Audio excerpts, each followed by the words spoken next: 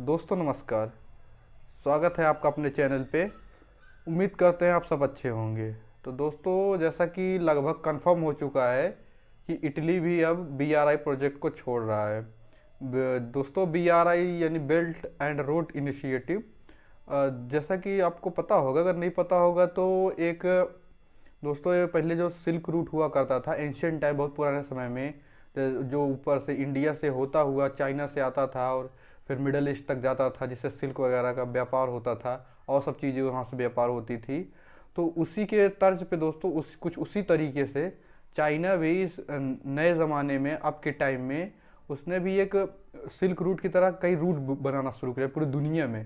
जैसे सड़कों का जाल बिछा रहा था, जहाँ रेलवे को और सड़क और जो भी हवाई हवाई जहाज़ के थ्रू, और दोस्तों जैसा कि देखा जाए समुद्री मार्ग, यानी पूरी तरीके से एक ट्रेड रूट बना रहा था जो भी व्यापार करने के लिए बिल्कुल उसी तरह पुराने ज़माने की तर्ज पे बिल्कुल रूट बना रहा था, ताकि वो अपना सामान पूरी दुनिया में बेच सके और फिर वहाँ से सामान ला सके।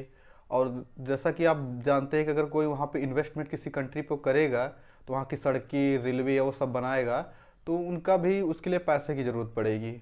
तो चाइना क्या करता है कि उनको उन कंट्रियों को लोन दे देता है कि आप हमसे लोन ले लीजिए, उसके बाद फिर हम आपको उसके बाद आप बना लीजिए। लेकिन दोस्तों उसमें भी एक पेच होता है कि जो आप जो लोन ले लिए इससे, तो चाइना क्या करता है, वो आपको किसी भी कंपनी से नहीं बनाने देगा, वो कहेगा कि आप हमारी कंपनियों से ही केवल बनवाइए। तो उनकी कंपनियां भी बेनिफिट करती हैं और उनके लोग भी, उनके जो आदमी लेबर होते हैं वो भी आ जाते हैं। तो इस तरीके से वो पूरी दुनिया में आप यहाँ से देखेंगे तो मिडल ईस्ट आप देख लीजिए, बिल्कुल अमेरिका, साउथ अमेरिका और नॉर्थ अमेरिका, फिर यूरोप, फिर यहाँ आप बिल्कुल नीचे आ जाएंगे साउथ अफ्रीका में, और अफ्रीका महाद्वीप में तो काफ़ी ज़्यादा इन्वेस्टमेंट है। फिर आप एशिया में बिल्कुल चले आइए। इंडिया दोस्तों इस समय उसका मेंबर नहीं है, इंडिया अलग है, उसने इसका मेंबर नहीं बना था पहले से ही, क्योंकि आप जैसा जानते होगे बिल्कुल वो जो CPEC प्रोजेक्ट है, जो पाकिस्तान जो ऑक्युपाइड करके बैठा है कश्मीर का हिस्सा, उसमें से लेके जा रहा है, वो भी एक BRI का ही प्रोजेक्ट है। तो इंडिया ने उसको नहीं ज्वाइन किया है। तो दोस्तों इस तरीके से वो अपना पूरा एक रूट बना रहा है जिससे वो ट्रेड करते हैं, अपना इन्फ्लुएंस दुनिया में बनाए रखेंगे। तो दोस्तों इस समय जो इटली है दोस्तों, उसने कुछ समय पहले ही इंडिकेशन दे दिए थे कि वो अब इससे बेल्ट एंड रोड इनिशिएटिव से निकलने वाला है। इटली जैसा कि दोस्तों देखा जाए तो एक यूरोपियन कंट्री है और बहुत पावरफुल कंट्री है। जैसे कि आर्म्स जो भी वेपन वगैरह एक्सपोर्ट किए जाते हैं, और जियो पॉलिटिक्स में देखा जाए तो दुनिया में भी उसके पॉलिटिकल भी उसके काफ़ी दोस्तों उसके अंदर बहुत अच्छी पावर है। और फिर दोस्तों जहाँ तक देखा जाए तो उसका इन्फ्लुएंस भी बहुत ज़्यादा है। वेस्टर्न कंट्री है ये, यूरोपियन यूनियन का पार्ट भी वहाँ देख दोस्तों उनके साथ ही सब काम करते हैं। और फिर अमेरिका का भी एक अलाई जिस तरीके से आप देख सकते हैं, तो उनकी पावर काफ़ी ज़्यादा है। तो इस टाइम इटली ने बिल्कुल अब लगभग कंफर्म कर दिया को BRI जो belt and road initiative China का था, उससे वो लोग पुल आउट कर रहे हैं, बिल्कुल अब उसको छोड़ देंगे। तो देखा जाए तो ये चाइना के लिए एक बहुत बड़ा झटका है दोस्तों। अब इससे काफ़ी ज़्यादा कमज़ोर भी हो जाएगा BRI, ख़त्म तो नहीं होगा दोस्तों। अभी चाइना के बहुत सी कंट्रियों को BRI की तरह जोड़ लिया है, और वो ख़त्म अभी नहीं होगा अभी, और वो कोशिश करेगा और कंट्रियों को जोड़ने के लिए।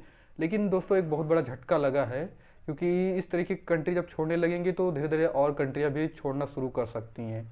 और जैसा कि अभी देखा जाए तो जो और छोटी कंट्रियां हैं उनके सामने जिन्होंने BRI ज्वाइन किया था, ये बेल्ट एंड रोड इनिशिएटिव, उसमें भी काफ़ी दिक्कत आ रही लोन वगैरह लेके, क्योंकि जो उसमें चाइना ने लोन दिया था उसकी जो कंडीशन थी, ब्याज कब चुकाया जाएगा, कब कैसे क्या होगा, उसकी भी शर्तें बहुत बहुत ही तगड़ी थी और बहुत ही हार्ड थी, जिसको चुकाना पड़ना इस कंट्रियों को बहुत मुश्किल पड़ रहा है। और लोगों जो डेट ट्रैप है उसमें फंसती जा रही हैं, और दोस्तों लोन चढ़ जा रहा है, वो वापस नहीं कर पा रहे हैं, इससे उनके एसेट वगैरह छीन लिए जा रहे हैं।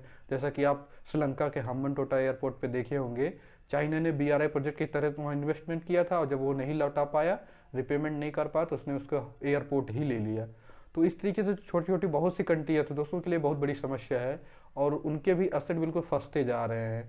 तो देखा जाए तो इटली यहाँ BRI से निकलने के बाद जो एक IMEC कॉरिडोर हमने आपको पिछली वीडियो में बताया था, जो अभी इस वो एक प्रोजेक्ट में आया था, कंट्रियों ने मिलके उसको लॉन्च करने की बात कही थी। जैसा कि आप देखेंगे वो इंडिया से होता हुआ सऊदी अरेबिया, फिर इजराइल होता हुआ यूरोप तक जाएगा। यहाँ से व्यापार, तेल वगैरह और जो भी सामान आते हैं गुड्स यूरोप तक, इंडिया तक, सब इससे होगा। तो इटली ने इसको लगभग ज्वाइन कर लिया है और ये दोस्तों अमेरिका की भी एक बहुत बड़ी जीत थी, जो BRI से हटा के इटली को IMF यानी कि इन सब वेस्टर्न, ज़्यादातर वेस्टर्न और जो अफ्रीका इंडिया है उसके इन्फ्लुएंस में इटली को लाने में वो भी सफल हुआ है।